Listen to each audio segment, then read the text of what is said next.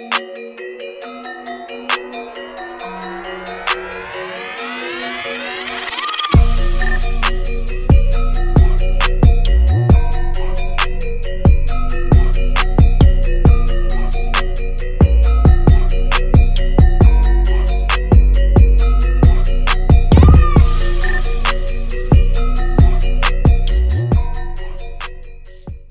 siang Mas Iwan. Selamat siang, Empu. Saya panggil Empu ya. Ya. Apa namanya? Aduh, saya senang sekali Mas Iwan bisa datang ke sini ke tempat saya.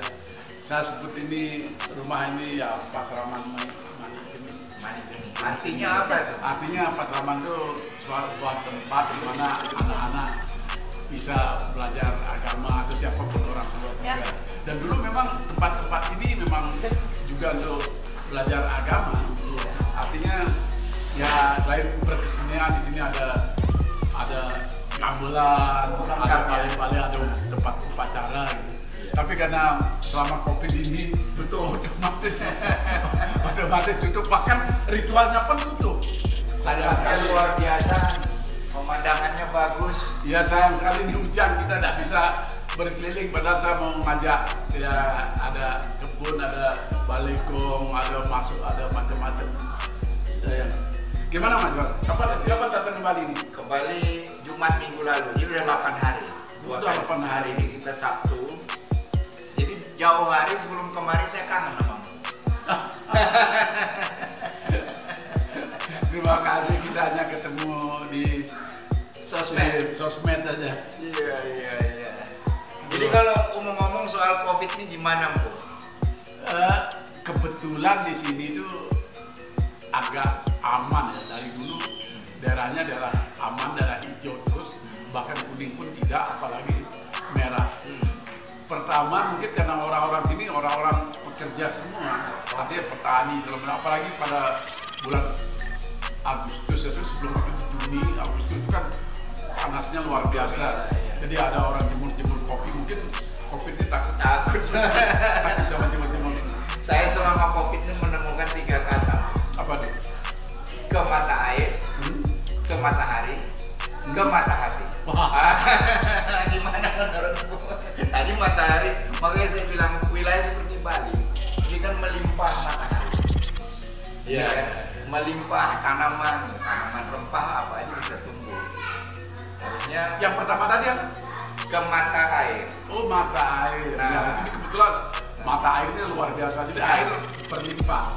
Artinya kalau kita rajin ke mata air, Nah itu menyehatkan bukan? menyehatkan karena betul-betul air. Bahkan di sini mata air yang dekat sini ya, kebetulan di kebun saya itu ya ada mata air. Ya konon airnya itu sudah diperiksa di level itu bisa langsung minum. Nah, Apalagi dekat sini ya? dia dekat sini, tapi tentu saja hujan. saya juga agak khawatir juga meskipun ada di sini. Artinya begitu bening airnya, tapi yang air yang langsung keluar dari mata air. Dari mata. Artinya warga mendapatkan sumber mata air yang betul-betul alami, real mata air. Cuma problemnya barangkali kurang koordinasi aja. Jadi berkelompok-kelompok, jadi tidak dikelola oleh satu desa atau satu benar di mana satu pengelola semua airnya mengalir ke rumah-rumah kita. Ini berkelompok, misalnya satu kelompok ada berkota 20 orang, ada berkota 30 orang mencari sumber mata air, karena mata airnya begitu banyak. Alam yang mata airnya memadai, hijau, matahari penuh, gitu kan. Warga harusnya semua sehat dan kita nggak khawatir lah. Yang namanya kalau saya ya, Bu ya, virus itu kan akan selalu ada. Oh ya, Menurut saya, flu aja kan virus. Makanya saya lebih menekankan kita jaga hati untuk selalu happy. Itu sudah modal 50% fondasi badan sehat. jadi apa tadi? Ke mata air, matahari, mata hati. Yes. Jadi kita harus punya perasaan selalu riang gembira dan ya pokoknya berpikir positif lah. Iya. Seperti itu. Jangan-jangan ini ketiga ini bisa mengalahkan 3M versi masker, cuci tangan, sambil jaga jarak. Iya, saya lebih memilih 3 diksi saya tadi. Meskipun 3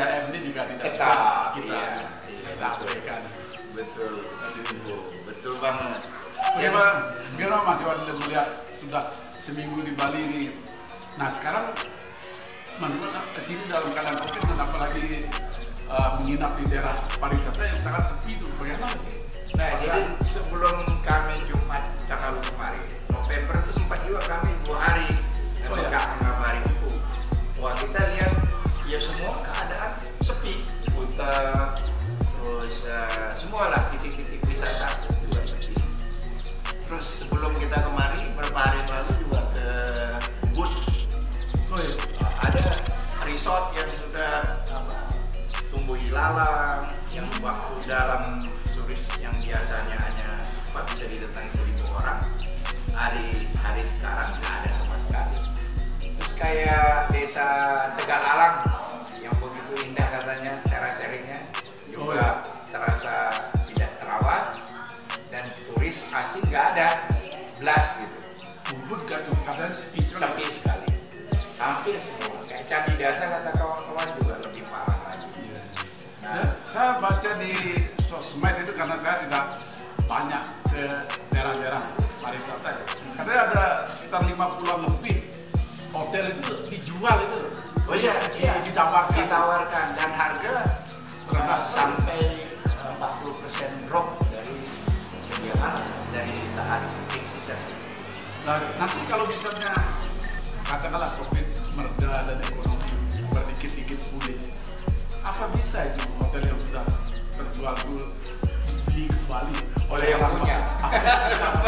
Atau bagaimana ya kira-kira? Saya rasa itu berlaku hukum ekonomi. Cuma saya melihatnya gini, belajar pariwisata itu sebenarnya di dunia itu 2, Turki dan Bali.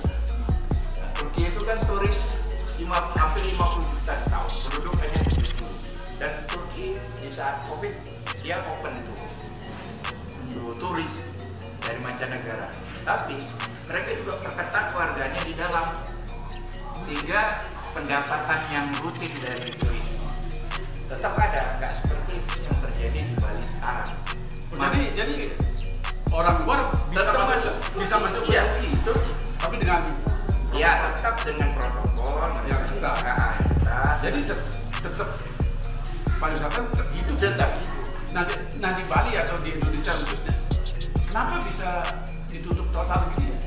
Apa ketakutan luar biasa atau gimana? Kalau saya kadang-kadang suka berbeda ya Bu ya. Kalau saya lihat Bali yang memang ekonomi ini hidup dari pariwisata, saya melihatnya harus dibuka. Pertama saya meyakini bahwa yang Maha Kuasa itu, kalau orang kita di sini bilang Sang Hyang Widi, itu kan maha kaya. Iya kan, maha mengobati, maha segalanya. Nah, dalam opini saya yang belum tentu benar, kemahakayaan itu jangan kita kurangi kekayaan. Iya kan. Nah, contoh Bali matahari melimpah, terus rempah tumbuh, mata air ada. Ya kan? Masa kita sama ratakan menghadapi COVID-nya dengan negeri yang matahari tidak ada? Enggak semua tanaman bisa hidup. Itu kan seakan-akan menjadi disamakan gitu, pengobatan menjadi rata sama gitu kan, harus ada vaksin yang sejenis kan sejenis tuh, walaupun ada beberapa merek yang membuat. Nah menurut saya alam itu berbeda-beda, Tuhan kan membuat itu kan berbeda-beda. Lah ngapain kita pengobatannya kita seragami? Ini nalar saya ya, nalar saya. Nah sehingga kalau waktu itu berkali-kali saya katakan, kenapa bukan Bali membuat semacam Bali herbal, sehingga turis yang mendarat minum herbal, itu masuk di hotel minum herbal, check out juga minum herbal. Itu aja sudah memotivasi dalam hati mereka, lubuk hati mereka yang dalam, ini ada obatnya. Selain alam sendiri juga menurut saya virus di Bali mungkin juga ada presentasi matahari yang mematikan. Lebih jauh lagi, ya kan? Kalau ekonomi mati seperti hari ini, membangkitkannya kan setengah mati. Nah, ketika November lalu saya belanja di sebuah minimarket membeli buat madu kecil, saya kasih uang 100 ribu. Saya belanja 20-an. Saya tanya, bagaimana keadaan seperti ini udah berapa lama? Karena saya terharu, kasihan, saya kasih kembalian semua itu. Menjaga itu kasihan sampai keluar air mata, saking sepinya yang beli. Wah, luar biasa. Tapi persoalannya begini ya. Kalau katakanlah Bali ini dibuka, Ya. dibuka untuk turis semua. Masalahnya apa ada turis yang datang ke luar negeri? Kan negaranya juga membatasi orang bepergian ke Bali. Ini kan masalah juga. Australia misalnya yang turisnya banyak sekali mengisi Bali di masa-masa normal, itu melarang warganya ke Bali. Dan begitu juga daerah-daerah lain. Siapa yang datang juga? Nah, ini yang keliru Empu. Ya. 3 hari 4 hari lalu saya lagi mampir di Ubud tuh, di market juga ada turis dari Rusia. Kemudian saya bawa motor kan, dia deketin. Saya tanya, orang you come from? Dia dari Rusia. Terus kapan kamu masuk? Ya dalam masa COVID ini belum lama kata dia. Nah, saya nggak tanya lebih dalam karena hanya dia mampir, dia peliharaan kita kan. Ada satu benang merah begini. Rata-rata masyarakat kalangan muda, termasuk saya sampai mengeluarkan kalimat bahwa hidup itu memerlukan yang namanya investasi kenangan. Apa itu investasi kenangan? Melakukan traveling, perjalanan. Istri saya sudah hampir 100 negara, saya masih belum sebanyak itu. Tapi kan kalau kita cuma membaca dibandingkan kita datang, itu kan mendapatkan pengalaman. Sebelum saya datang ke Pasraman ini kan saya hanya cerita. Beda dengan saya datang ke sini, saya merasakan udara, saya melihat pemandangan, memakan lak-lak, ya kan, makanan khas, dan itu kan kenangan. Nah, kita selama ini mungkin lupa bahwa kenangan itu harus kita berinvestasi ke sana. Dan warga dunia yang sudah memahami hal begitu, mereka traveling. Jadi kalau negaranya pun warning, sifatnya kan tidak mau melarang kita. Tidak memberikan. Tapi bagaimana dengan penerbangan? Artinya katakanlah wisatawan dari luar negeri diimbau oleh negaranya masing-masing untuk tidak mengunjungi Bali, tidak mengunjungi Indonesia, tapi mereka nekat karena jiwa travelingnya yang luar biasa. Tapi kalau penerbangan ada nih? Ada. Oh. Kayak Citylink, penerbangan lebih mudah untuk antisipasi COVID ini. Dia kita di Citylink dari Jakarta, Bali, mereka jelaskan kalau sudah ada disinfektan yang disemprotkan di ruangan gitu. Wah, kalau gitu jangan-jangan dibuka aja. Saya ke Bali itu buka saja, tapi pengawasannya ketat. Saya ke Bali ketemu Empu tuh mau bilang gitu. Kalau enggak, kapan bangkitnya ekonomi dan orang menangis semua? Empu sedih. Karena kan Gubernur Bali pernah menjanjikan dulu September akan dibuka, batal lagi. Terus Desember akan dibuka, batal lagi. Ketika orang-orang Bali komponen pariwisatanya banyak yang protes, dibatal-batalkan terus janji-janji, katanya alatnya pusat. Ya, ini gimana supaya meyakinkan pusat bahwa Bali ini sesungguhnya kalaupun dibuka dengan protokol kesehatan yang benar itu tidak apa-apa. Tidak apa-apa. Kalau saya bilang sih kita kan sudah ada otonomi daerah. Ya. Terus setiap kepala daerah harusnya meyakinkan pusat bahwa kita itu nggak bisa sama, nggak bisa dipukul rata dalam menghadapi sebuah masalah. Pendekatan kedaerahan dengan alasan alam yang berbeda, ya kan? Panas kita di Bali lebih dari daerah lain. Itu tadi kita udah bahas, mata air kita melimpah. Rempah apa yang tidak tumbuh di sini? Mulai dari kulit manis sampai segala macam, jahe, lengkuas, kunyit, ada semua. Iya kan? Nah, kemudian yang perlu diciptakan hanya itu tadi, instrumennya untuk menambah kepedean berwarna. Sekarang kan bilang, yaitu kalau saya gubernur, saya ciptakan Bali Herbal Against Virus. Bali Herbal ada di semua bandara. Misalnya isinya, malah ada herbal yang dibuat oleh beberapa kawan yang kami juga minum itu fermentasi dari biji lotus di Bali banyak. Iya kan? Nah, jadi alam kalau kita gali itu menciptakan solusi sebetulnya. Tapi kan harus ada juga etikat atau kebijakan dari para pemimpin. Nah, Bali hidup dari pariwisata hampir berapa persen? Coba 80 lebih bahkan. Lebih. Nah, Terus kita lakukan setahun seperti ini, nangis semua tuh. Iya. Sampai kapan? Saya ketemu sebuah resort di Ubud itu, rumah ketel itu.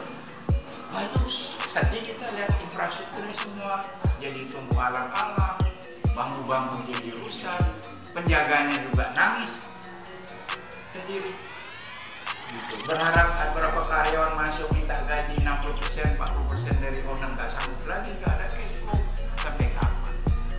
Jadi menurut saya polisi menutup diri itu bukan pas untuk Batak. Apalagi nanti sekarang kan vaksinasi sudah mulai berjalan. Iya. Mungkin setelah vaksinasi ini katakanlah berjalan sebulan atau lebih, mudah-mudahan Bali bisa segera dibuka. Setidak-tidaknya vaksin itu kan bisa membuat kita lebih pede barangkali. Meskipun saya juga nggak tahu sejauh mana dampaknya terhadap virus ini mereda atau tidak. Kembali ke konklusi Bali, Bu, saya memang kesini itu berharap karena Bu ini tokoh agama Bali. Gimana caranya agar Pemda juga menyiapkan diri untuk tidak lagi menutup diri. Kasihan warga, sebab menumbuhkan ekonomi itu bukan kerja instan, dia berproses panjang. Begitu sudah drop, bangkitnya lagi sekarang. Dan saya juga mengharapkan pengetatan ini boleh juga dipertimbangkan ritual-ritual keagamaan. Nah, kenapa itu juga diperketat seperti kerumunan orang? Katakanlah misalnya persembahyangan di pura. Kalau katakanlah misalnya agamanya kita kan memuja Tuhan, memohon. Dan lagi kan orang pura ini kan ruang yang terbuka selalu. Iya. Saya nggak pernah melihat pura Bali itu tertutup. Iya, kayak masjid banyak tertutup. Open space. Iya, saya kira dibandingkan orang-orang juga di beberapa tempat lain berkerumun di pasar, berkerumun di tempat-tempat hajatan yang tidak ada urusannya, katakanlah memohon kepada Tuhan gitu. Jadi kok upacara ritual seperti ini, upacara kita memuja Tuhan untuk memohon keselamatan kok dibatasi juga dengan ketat sekali. Saya agak mudah-mudahan pemerintah kita mulai peduli dan mulai beringat. Dan apa yang Bu sampaikan terakhir itu, ya itu juga sebetulnya pengobatan, iya kan? Iya. Spiritual, bagian dari apa yang saya katakan tadi, mata hati, keyakinan kita tumbuh sehat, karena kita meyakini adanya Tuhan yang Maha Kuasa. Kan begitu. Nah kalau ritual kita kepada yang Maha Kuasa juga terhambat, semua menjadi terhambat. Ekonomi sudah terhambat, kantong kosong. Ritual kita juga dihambat. Laiki tiye kata orang Jawa gitu. Gitu bukan? Ya, terima kasih Mas Iwan. Iya. Ini pendapatnya sungguh sangat bagus sekali, dan pendapat seperti ini saya lihat kok jarang disampaikan oleh orang Bali sendiri. Apa mungkin orangnya liku, tidak mau berhadapan dengan pemerintah, seperti ritual yang perlu diperlembar itu sebenarnya di Bali kok juga orang males itu memprotes itu, males itu soal semuanya, karena selalu pemerintah bilang ini datangnya dari pusat, pengetatan itu dari pusat. Pokoknya kita yakinkan pusat bahwa bersembahyang ke pura yang terbuka begini tuh tidak harus diperketat itulah. Dan semakin sering kita memohon kepada yang Maha Kuasa, mudah-mudahan penyakitnya hilang sama sekali. Ya mudah-mudahan dikabulkan lah. Amin. Jadi ya begitulah. Ya. Kalau saya tetap menyarankan untuk kita ke mata air, ke matahari, ke mata hati.